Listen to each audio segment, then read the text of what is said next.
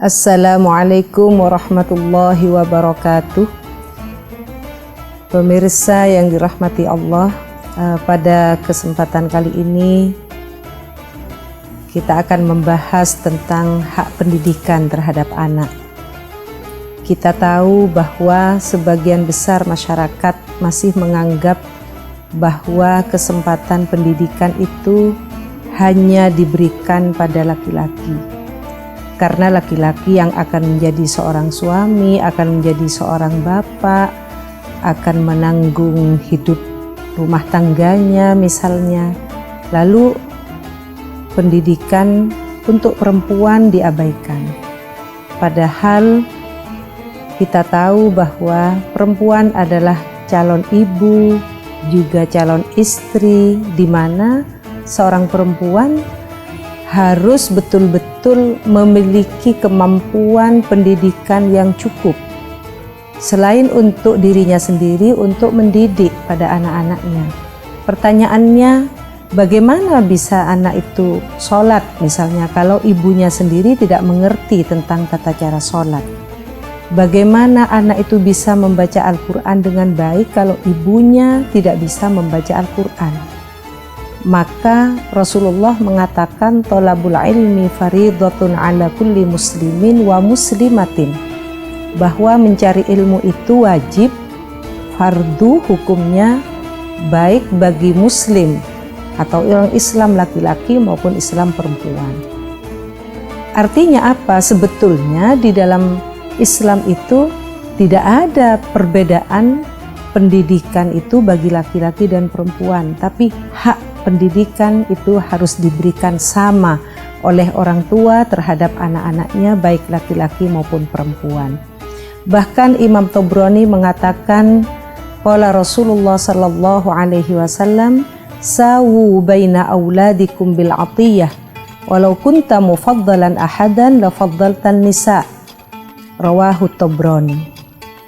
Rasulullah mengatakan, berlakulah adil, bersikaplah adil kalian wahai para orang tua terhadap hak anak-anak kalian. Kalau sudah bicara hak, tentu ini adalah tidak ada perbedaan antara anak laki-laki dan anak perempuan. Bahkan kata Nabi, seandainya para orang tua ingin melebihkan atau mengunggulkan antara anak laki-laki dan perempuan, Rasulullah mengatakan la faddaltan nisa, unggulkan atau pilihlah anak perempuan untuk mendapatkan pendidikan. Nah, dari sini kita tahu bahwa ternyata kenapa perempuan itu justru lebih diperhatikan harusnya, kata Rasulullah, karena perempuan itu adalah calon ibu. Dia yang akan bertanggung jawab dan lebih banyak punya waktu untuk anak-anaknya. Sebetulnya mendidik anak itu sama, kewajiban kedua orang tua, baik itu bapak maupun ibu.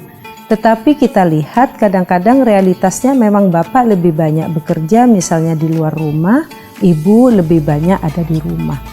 Misalnya, walaupun sekarang kita lihat sudah mulai bergeser, karena yang bekerja bukan hanya seorang bapak, tapi juga seorang ibu. Tetapi untuk mendidik anak menjadi lebih baik, tentunya kedua orang tua harus punya bekal kemampuan juga yang cukup. Sehingga ketika Nabi mengatakan bahwa pilihlah anak perempuan kalau engkau ingin memilih siapa yang akan diberi hak pendidikan itu, Rasulullah mengatakan anak perempuan. Kenapa? Disambung oleh Rasulullah sabdanya, yaitu al-ummu kal madrasah, bahwa seorang ibu itu ibarat madrasah. Ibarat madrasah artinya itu adalah sarana untuk mencetak kader-kader yang berkualitas, anak-anak yang berkualitas. Maka in a'dattaha a'datta sya'ban thayyibal a'raq, apabila seorang ibu itu dipersiapkan dengan baik, apakah itu dari sisi spiritualnya, dari sisi pendidikannya dipersiapkan dengan matang, berarti dia mempersiapkan generasi yang baik dan berkualitas. Oleh karena itu, pendapat masyarakat bahwa perempuan tidak perlu sekolah tinggi-tinggi misalnya. Nggak perlulah sekolah tinggi-tinggi, nggak perlu harus menjadi sarjana, toh pada akhirnya akan ke dapur juga. Pertanyaannya ya tentu berbeda lah. Kalau misalnya walaupun di dapur tapi dia seorang sarjana yang berpendidikan misalnya, tentu akan berbeda. Karena Allah mengatakan, Qul hal yastawil ladina ya'lamuna wal ladina hum la ya'lamun. Apakah sama orang yang tahu dengan tidak tahu? Apakah sama orang yang berpendidikan dengan tidak berpendidikan? Maka jawabnya tidak. Tidak akan pernah sama. Maka sebagai orang tua sebaiknya memberikan hak pendidikan yang sama pada anak-anaknya, apakah itu anak laki-laki maupun perempuan. Sehingga ketika generasi muda bangsa kita sama-sama mempunyai pendidikan yang bagus, maka berarti generasi kita adalah generasi yang tangguh dan berkualitas ke depannya, sehingga bisa memimpin negeri ini dengan baik karena mempunyai pendidikan yang cukup. Oleh karena itu, berilah hak pendidikan pada anak-anak kita setinggi-tingginya, dengan harapan anak-anak kita akan menjadi generasi bangsa, negara, dan agama yang kuat dan berkualitas. Terima kasih.